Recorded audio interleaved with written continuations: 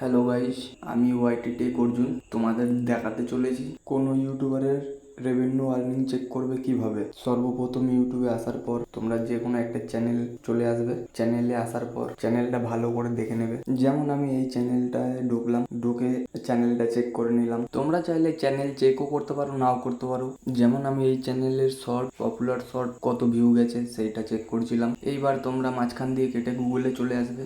গুগলে এসে সার্চ দেবে ইউটিউব চ্যানেল রেভিনিউ চেক, লেখাটা ভালো করে দেখে নাও তোমরা।